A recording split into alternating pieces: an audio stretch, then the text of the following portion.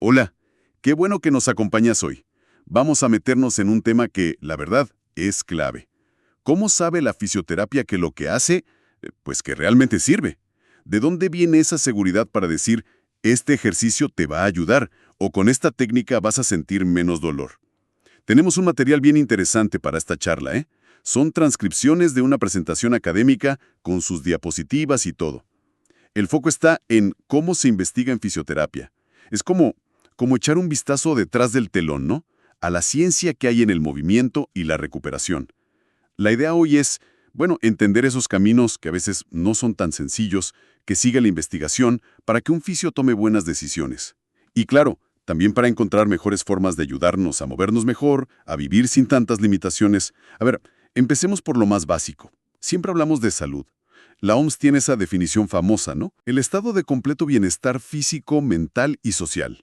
No solo que no estés enfermo. Suena bastante ideal. Sí, es una meta ambiciosa, sin duda, y la fisioterapia pues juega un papel importante ahí.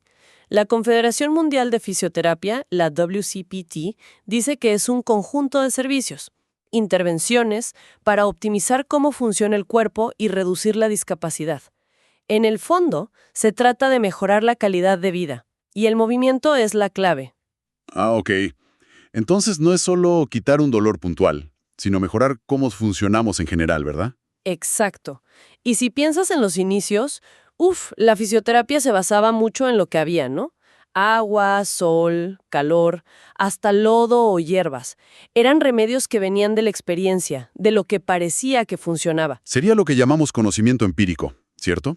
Lo que aprendes haciendo, viendo. Justamente.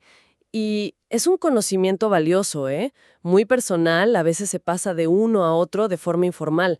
Se basa mucho en observar, a veces en la intuición, pero claro, para que una profesión como esta avanzara, para que tuviera más credibilidad, pues no bastaba con decir a mí me funciona o así se hizo siempre. Hacía falta algo más sólido. Y ahí es donde entra la ciencia, ¿no? Con todo su método. Correcto. Surgió esa necesidad de un enfoque científico. Y este tipo de conocimiento es distinto. Busca ser objetivo, describir las cosas como son, intentar dejar fuera las opiniones. Es verificable, o sea, si alguien sigue los mismos pasos, debería poder comprobarlo. Busca patrones, intenta predecir qué va a pasar, idealmente que los resultados se repitan si las condiciones son las mismas, eso es la universalidad. Y algo súper importante, siempre está abierto a que lo cuestionen, a mejorarlo con nueva evidencia. Es refutable. Además sigue un orden, es sistemático, metódico. O sea, pasar del yo creo que esto ayuda al puedo demostrar que ayuda y explicar por qué. Eso lo cambia todo. Cambia radicalmente cómo trabajas y cómo innovas. Te obliga a medir, a comparar, a entender qué hay detrás de cada cosa que haces. Ya no es solo aplicar una técnica porque sí, sino entenderla y poder decir, esto está validado. Ok. Si necesitamos demostrar, medir, eso nos lleva directo a los números, ¿no? A los datos duros. Hablemos entonces de los métodos cuantitativos en la investigación de fisio. Suenan muy numéricos. Y lo son. Se centran justo en eso. Cantidades, cifras, mediciones que puedas ver y contar. Quieren responder preguntas como ¿cuánto mejoró el rango de movimiento? ¿Qué porcentaje de pacientes dijo sentir menos dolor? ¿Qué grupo se recuperó más rápido? Buscan cuantificar el cambio. ¿Y cómo se hace eso? ¿Qué tipos de investigación usan números así? Bueno, hay varios enfoques importantes. Uno clave es la investigación experimental. Aquí el investigador no solo mira, sino que interviene activamente. La idea es buscar relaciones de causa-efecto. ¿Cómo? Pues manipulando una variable específica. Imagínate, un nuevo tipo de ejercicio, un tratamiento en un grupo, y luego comparas los resultados, los que puedes medir, con otro grupo que no recibió esa intervención, el famoso grupo control, o que recibió algo distinto. Ajá, como en un laboratorio, pero con gente y terapias. Suena que hay que controlar todo muy bien. Exacto, el control es fundamental. Tienes que definir muy bien qué vas a medir, qué vas a cambiar, tus variables. Por ejemplo, un estudio que intente comparar así nomás quién miente más, hombres o mujeres, pues sería casi imposible hacerlo experimentalmente. Es demasiado amplio, influyen 1000 cosas. Pero si lo acotas mucho, quizás estudias una conducta de engaño muy específica en un grupo muy concreto, bajo condiciones controladas, ahí podrías empezar a diseñar algo experimental. Necesitas precisión. Hay un ejemplo extremo que mencionan las fuentes, solo para ilustrar esto de manipular variables en un grupo específico. Es una situación hipotética y terrible, donde pacientes pediátricos con cáncer recibían solución salina pensando que era quimio. Dejando de lado lo espantoso del caso, ilustra cómo se manipula una variable clave, el tratamiento, en un grupo definido para ver un efecto directo, aunque en este caso fuera un efecto devastador claro. El punto es el control y la manipulación intencional para ver qué pasa. Entiendo. Manipulas algo y mides qué pasa. Pero, ¿y si no puedes intervenir? ¿O no quieres? Si solo quieres ver qué ocurre de forma natural. Bueno, ahí entran los estudios observacionales. Como dice el nombre, aquí el investigador observa y registra datos de un grupo tal como están. No manipulas la variable principal que te interesa. Buscas identificar patrones, asociaciones o seguir cómo evoluciona algo. La clave es registrar de forma objetiva y sistemática. Como ser un documentalista de la salud, más o menos. En casa, si tienen otras enfermedades, pero no les impones un tratamiento experimental nuevo. O piensa en niños que reciben una prótesis después de una amputación. Podrías observar y registrar quiénes se adaptan mejor, qué estrategias usan, cómo influye el apoyo familiar, pero sin dirigir tú esas variables. ¿Y mencionaste antes la goniometría? ¿Eso de medir los ángulos de las articulaciones? Exacto, es una herramienta clásica de observación cuantitativa. Mides con un aparatito, el goniómetro, cuántos grados de flexión tiene una rodilla, por decir algo. Registras un número, un dato objetivo. Y no necesariamente estás aplicando una terapia en ese momento para cambiarlo, solo mides cómo está. Vale, entonces tenemos experimentar y observar, ambos con números. ¿Hay algo más en este mundo cuantitativo? Sí, una herramienta muy potente, el metaanálisis. Imagina que hay varios estudios chiquitos sobre un tema nuevo. Por ejemplo, el uso de exoesqueletos en pacientes con lesión medular. Quizás unos estudios muestran beneficios, otros no tanto, y cada uno tiene poquitos participantes. Un metaanálisis lo que hace es, toma todos esos estudios que cumplen ciertos requisitos de calidad y combina sus resultados usando estadística. Como sumar las fuerzas de todos. Juntar muchas pruebas pequeñas para ver si al final hay una señal clara. Exactamente esa es la idea. Te permite llegar a una conclusión más robusta, más fiable, que la de un solo estudio aislado. Es súper útil para temas innovadores, donde la evidencia todavía se está juntando, o para resolver dudas cuando distintos estudios dan resultados diferentes. En cambio, para técnicas muy establecidas como poner compresas calientes, pues un metaanálisis probablemente solo confirmaría lo que ya sabemos de sobra, que alivian el dolor, aumentan el flujo sanguíneo, porque los resultados suelen ser muy consistentes. Entendido. Los números nos dan pruebas, miden cambios, comparan resultados. Pero la fisioterapia trata con personas, no solo con rodillas o músculos. ¿Qué pasa con la experiencia de esa persona? Con su historia, con lo que siente, lo que piensa. Eso no siempre cabe en un número. Diste en el clavo. Ahí es donde los métodos cuantitativos a veces se quedan, pues, un poquito cortos. Necesitamos entender la complejidad de la experiencia humana, el contexto, el porqué detrás de esos números. Y para eso, precisamente, están los métodos cualitativos. Cambiamos de lente, entonces. De medir cantidades a comprender cualidades, experiencias. Justamente. Buscan una visión más profunda, más holística, podríamos decir. Reconocen que la experiencia humana es subjetiva, claro, pero intentan analizarla de forma rigurosa, sistemática, para encontrar significados, patrones. ¿Y cómo se hace eso? Suena como más abstracto, quizá. Un enfoque es el estudio de caso. Aquí te centras intensamente en una sola persona o un grupo muy pequeño, o una situación particular. Es como hacer un zoom súper profundo para entender todas las caras de ese caso, pero en su contexto real, en su ambiente. ¿Cómo investigar a fondo la historia de un solo paciente para entender por qué su recuperación es tan diferente a la de otros con la misma lesión, por ejemplo? Exacto. O el ejemplo más ligero que se menciona en las fuentes. ¿Por qué alguien prefiere los chilaquiles verdes a los rojos? Podrías hacer una encuesta, claro, eso es cuantitativo. Pero un estudio de caso cualitativo iría más allá del sabor. Exploraría recuerdos de la infancia asociados a los chilaquiles verdes, la receta de la abuela, si consigue fácil los tomatillos en su barrio, quizás hasta una historia emocional ligada a ese plato. Busca el cuadro completo. ¡Qué interesante! ¿Y qué otros métodos hay para entender esa parte más humana? Otro muy relevante para la práctica clínica es la investigación de acción. Aquí, los propios fisioterapeutas se convierten en investigadores de su propia práctica. Detectan un problema en su trabajo diario. A lo mejor los pacientes no hacen bien un ejercicio en casa, y entonces diseñan e implementan una solución, mientras observan y evalúan qué pasa. Es investigar para mejorar, pero actuando directamente en el problema. O sea, el fisio es investigador y participante al mismo tiempo. ¿No hay un riesgo ahí de perder objetividad si te involucras tanto? Es un desafío real, sí.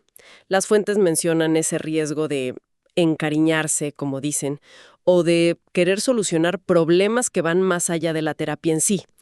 Hay que ser consciente de esa posible subjetividad y registrar todo con mucho cuidado. Pero la gran ventaja es la relevancia práctica inmediata. Si estás probando una nueva técnica, digamos, terapia espejo, y ves que el paciente no entiende cómo usar el espejo, puedes corregirlo al instante, ajustar la instrucción, documentar ese ajuste y ver si mejora el resultado. La mejora es directa, ahí mismo. Tiene sentido, sí. Y muy ligada a esta, mencionan la investigación participativa. Es parecida. Tiene puntos en común, pero va un paso más allá en la colaboración. Aquí se busca una relación más horizontal, ¿sabes? Más democrática, entre el investigador y los participantes, que a menudo son los propios pacientes o la comunidad. Se trabaja con ellos, no sobre ellos. Sus voces, sus perspectivas, sus conocimientos son cruciales en todo el proceso, desde definir cuál es el problema hasta buscarle soluciones juntos. Eso suena potente. Darle voz al paciente en la misma investigación que busca ayudarle. Totalmente. Un ejemplo práctico en fisio. Diseñas un plan de ejercicios para casa. En un enfoque participativo, no solo le das la hoja y ya. Le preguntas al paciente, oiga, ¿usted tiene escaleras en casa? ¿Tiene pesas? ¿Cuánto tiempo real tiene al día? Y si te dice, mire, no tengo escaleras ni pesas y apenas tengo 15 minutos, pues juntos buscan alternativas.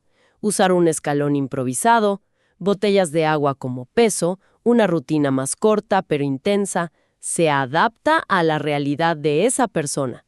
Consideras factores económicos, de tiempo, de espacio. Valoras su opinión, su contexto. Claro, como lo opuesto a la típica dieta de nutriólogo que te pide ingredientes que ni encuentras o que son carísimos. Fracaso casi seguro. Exacto. La investigación participativa busca evitar eso, haciendo que la solución sea realista y que el paciente se sienta, pues, parte del proceso, dueño de su recuperación. Bien, bien. Hemos visto cómo se genera conocimiento midiendo con números, cuantitativo, y comprendiendo experiencias, cualitativo. Pero, ¿cómo aterriza todo esto en la práctica? ¿Cómo se vuelve algo tangible? Pues a través de los proyectos científicos. Son la forma de llevar la investigación, sea del tipo que sea, a una acción concreta, a un resultado útil. Como señalan las fuentes, estos proyectos deben tener coherencia. Si eres fisio, tu proyecto tiene que estar en tu área de conocimiento. No te pones a investigar sobre, no sé, agricultura, a menos que te formes primero en eso y encuentres una conexión válida, claro. ¿Y qué tipos de proyectos hay? ¿Son todos iguales? No. Hay varios tipos, proyectos para evaluar si algo que ya existe funciona bien. Evaluación. Otros para crear algo nuevo, como una herramienta, una técnica, desarrollo tecnológico. Los que buscan resolver un problema práctico mientras actúas, investigación-acción. Otros para implementar y medir un programa completo, intervención. O simplemente para generar conocimiento nuevo sobre un tema, investigación pura. ¿Podrías dar algún ejemplo concreto en fisioterapia? Para que quede más claro. Claro, imagina que quieres desarrollar un gel para el ultrasonido que sea más barato y ecológico, quizás a base de plantas, como ese ejemplo curioso del pasto que se menciona. Eso sería un proyecto de desarrollo tecnológico. Habría que investigar su conductividad eléctrica, si transmite bien las ondas de ultrasonido, si es seguro para la piel, si logra los mismos efectos que el gel comercial. O un ejemplo más clínico, investigar cómo aplicar de forma segura ciertos agentes físicos, como corrientes eléctricas específicas, en pacientes oncológicos. Durante mucho tiempo fue un área un poco tabú por miedo a efectos negativos. Un proyecto de investigación podría explorar protocolos muy cuidadosos, considerando cómo está el paciente, si está inmunosuprimido, fatigado por la radio, por ejemplo, quizás aplicando la terapia en zonas alejadas del tumor o usando técnicas como la terapia espejo para buscar efectos indirectos. Esto requiere un diseño muy, muy riguroso. Y me imagino que para hacer estos proyectos, sobre todo si necesitas dinero o el permiso de un hospital, no basta con tener la idea, ¿no? Para nada. Necesitas un plan súper detallado. Justificar por qué es importante, qué objetivos buscas, qué métodos vas a usar, cuantitativos, cualitativos o una mezcla. Cuánto va a costar, cuánto tiempo te va a llevar, qué beneficios esperas obtener. Es un trabajo serio. Incluso una tesina para graduarte es un tipo de proyecto científico, más chiquito, más acotado, pero con esa misma lógica de rigurosidad. Y todo este esfuerzo por basar la práctica en evidencia, en conocimiento validado, tiene implicaciones más allá de la sesión de terapia. Mencionaste algo sobre discusiones en otros países. Sí, y es un buen ejemplo de cómo la evidencia y la formación rigurosa son clave. Se mencionaba esa discusión que hay en España sobre si los fisioterapeutas, en el futuro, podrían llegar a prescribir ciertos fármacos de apoyo, antiinflamatorios, por ejemplo. Pero es crucial entender, como aclaran las fuentes, que actualmente eso no es posible en la mayoría de los lugares. Para poder recetar necesitas una formación muy específica en farmacología y una licencia, una cédula profesional que te autorice. Y eso es algo que la formación de base en fisioterapia generalmente no da. O sea, es una conversación sobre posibles cambios futuros en la profesión, pero que dependería de cambios grandes en la formación y en las leyes. No es algo que esté pasando ahora mismo. Exacto. Es un debate que está abierto en algunos lugares, pero subraya la importancia de que cualquier expansión de roles esté sólidamente respaldada por formación y por evidencia científica que demuestre que es competente y seguro hacerlo. Queda clarísimo. Entonces, para ir cerrando esta exploración, la fisioterapia no se basa en magia ni solo en buenas intenciones. Construye su saber usando dos grandes herramientas: los números y las mediciones, lo cuantitativo, para probar qué funciona y cuánto funciona. Y por otro lado, la escucha atenta y el análisis profundo de las experiencias, lo cualitativo, para entender el cómo y el por qué en cada persona. Precisamente. Y lo más potente es cuando se combinan ambas cosas. La evidencia numérica nos da la base objetiva, la seguridad de que una intervención tiene efectos medibles reales, pero la comprensión cualitativa nos permite aplicarla de forma más humana, más personalizada, más efectiva, considerando el mundo único de cada paciente. Necesitamos las dos para ofrecer el mejor cuidado posible. Y si me permites, para dejar una última idea ahí flotando, pensemos en esos métodos donde el fisio está muy presente, como la observación o la investigación-acción. Surge una tensión interesante, ¿no? Por un lado, necesitas mantener cierta distancia para observar objetivamente o para seguir el plan de investigación que diseñaste. Pero por otro lado, eres un profesional de la salud frente a una persona que quizás está sufriendo o que necesita ayuda en ese momento.